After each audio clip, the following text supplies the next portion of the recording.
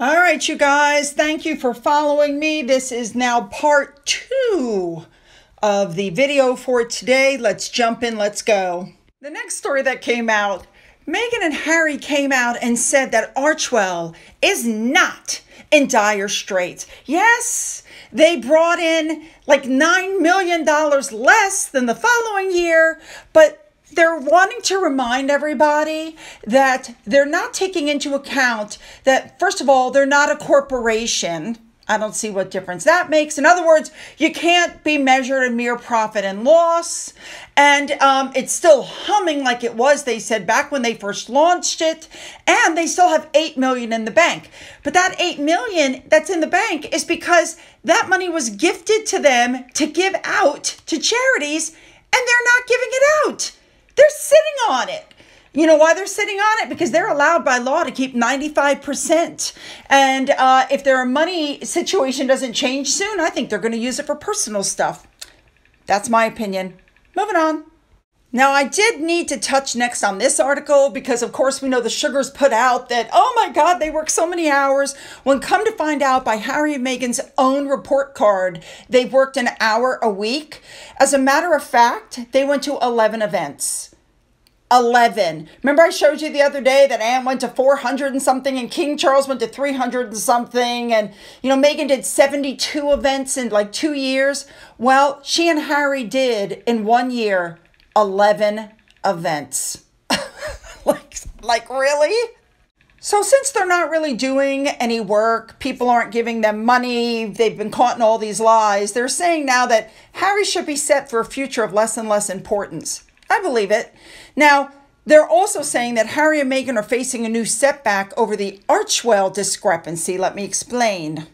And once again, this goes back to the donations because Harry and Meghan work 1 unpaid hour per week, okay?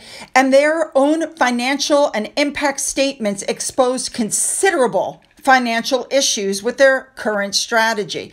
They've only gone to 11 events in person since the start of the year, as I just said, which means they're not fully committed to what they're doing. And the truth of the matter is, Harry and Meghan wanted to be the U.S. royal couple after they were denied setting up their own court by the Queen. Yeah, and it failed miserably. Now, going back to the Endgame book, I got to be honest, I completely agree with this article. I think the royal family has proven there is no endgame for them. They're sticking with that never complain, never explain mantra. They've shown support. They've continued on with their work. They're doing charity. They're doing good. And Harry and Meghan are floundering and have said nothing about the book, right? We've already heard that. They have not come out once to say anything about the book. And we all know why, guys, because if they talk against Omid, he's going to come out and show that they helped. Now, also sticking with the book for 2 seconds, we know that Sophie is apparently furious that she was dragged into this whole thing by Omid Scobie, where he claims that she didn't do anything to support Meghan Markle when everybody's come out saying that's blatantly untrue. She invited Meghan over for tea. She did everything possible to help Meghan. She reached out to Meghan, especially after Meghan stood in the middle of Africa going, nobody asked me if I'm okay. Sophie, apparently, it's being reported, found Meghan to be likable and engaging and said, listen, call me anytime you need advice about dealing with anything that have to do with the royals. And so she was very surprised that that was the last she heard from Meghan. And then when she reached out, she got her hand slapped.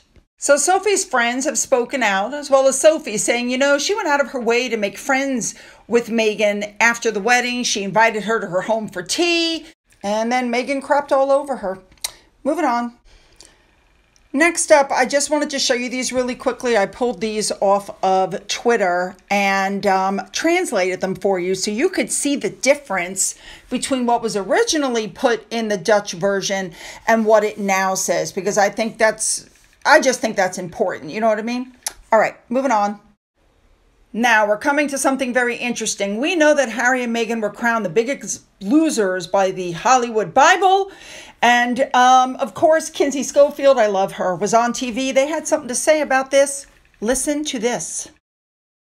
For Harry and Meghan, their charity Archwell, named after their 4-year-old son, has this year seen donations dropping by nearly £9 million. Archwell's tax returns show it is in the red, but the bad news didn't stop there. The couple have realised a glitz video.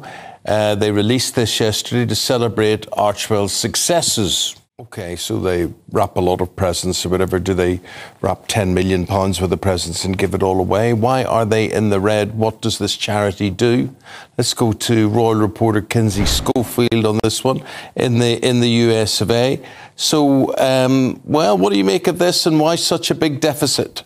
Eamon and Isabel, I would just like to note that this is the second time I've seen you this week, which means I've worked one more day than Harry and Meghan typically do for Archwell, because in these tax documents, we see that they work like 1 day a week. But yeah, this is interesting to me, Eamon and Isabel, because Harry and Meghan they've had somebody talk to TMZ, which is the big celebrity news site here in the States, because they want to clear the air here. They think that this story is garbage. They say that they are not in the red because they're not a corporation. And this is just the UK media making a big deal out of nothing. But interesting to me that a source close to Archwell can talk to TMZ about Archwell in the red, but I'm sorry to do this, sorry to bring it up again, but no word on Endgame. Yeah, interesting that, isn't it? The first time we've heard from them at all, and they haven't done anything to say we had nothing to do with Endgame, but they did come out and defend their charity. Very astute observation, Kinsey. It's funny, the Sun newspaper really gunning for the pair this morning. They've got the headline, Hollywood's biggest losers, and they actually list the catalogue of, disasters that they've had, which when you see it written in order, it is shocking. They had the podcast dropped. They had ridicule on South Park. They had a back row seat for the coronation. They had the bust up over the book Spare. Then they were kicked out of Frogmore. They've had the bust up over the book Endgame. They've had the Netflix documentary Outrage, and they've been pictured at concerts looking miserable. It's been a bad year. It has been a bad year. I feel like we would have a completely different opinion of them if they spent the same amount of time at concerts, publicly. To me, it's like, you're not Santa Claus. You can't work 1 day a year, Invictus, and then want us all to admire your charitable contributions. If we saw them out and about more under the radar, even just the way that Kate will randomly drop off things to baby banks that we don't know about, they need to think more about other people, and they really need to focus more on people hurting in the States, because that's where they live now. And I think that maybe perhaps that could turn people's opinions around about them. But also, they've got to let go of their animosity towards the British royal family, because, I'm an American wearing my Union Jack over here. We absolutely adore the British royal family. Well, what does Archwell do? That's a great question, Eamon. I'd love to know the answer to that. Archwell, what we have tangibly seen them do is attach themselves to other charities that are contributing. There are no real original concepts from Archwell. They just go to other charities that are doing things and say, hey, can we tack on to this? And it'll be Harry and Meghan are helping out with this. And that's really what we've seen them do over the last year. Yeah, but the feeling here, Kinsey, is they're not so much doing good work as doing good work for themselves, rehabilitating their image, making this all about their image as well. And they're not as royal as Isabel would have them be. They're not true royals. No, they're not working royals. Well, they are HRHs, yeah. No. So do we care? Do we care what Archwell does, really? That's the question. I think all eyes are on what Harry and Meghan do to survive, and this is a sign that they are failing. The royal family is done with them.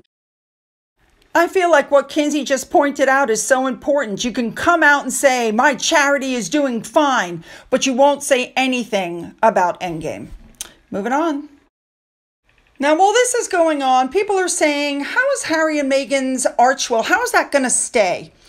So they're putting out puff pieces. They went to their go-to person, Vanity Fair, and as you can see, they're saying that their records show that they're having great success. It's funny how they can see that, but nobody else in the world sees it. This is an article by WME. Look, we're so successful. Guys, it's not working. Now, another bit of information came out that there is a pay discrepancy between two of her employees. One's a man, one's a woman. So much for a feminist. So here's what the records show. That Archwell's executive director and president, James Holt, got $227,405, and that his co-executive director, Shauna Knepp, took home $92,994. Yep. Mr. Holt's pay went up 280% from the previous year. Now, apparently, Archwell was asked about this, and a spokesperson said, I'm not sure about this, but they said it was intentional. And what they're saying about James Holt pay raise was that he started in the middle of the year. So he really didn't get a pay raise. That was his pay all along. Now, you guys know I work 24 hours behind, so by the time you're watching this, it's Friday morning, and we're supposed to find out on Friday what's going on with Harry's lawsuit. And as soon as I know the answer, you'll know the answer. We're going to get the answer. All right, there you go. All right, you guys, I apologize for having to split this into two videos, but it was just too long. So don't forget to hit that bell, and don't forget to hit the like button. If you've already subscribed, double check, make sure you are still subscribed. If you've donated to my coffee fund, thank you so much. Don't forget to leave those good comments, and as always, have a great day.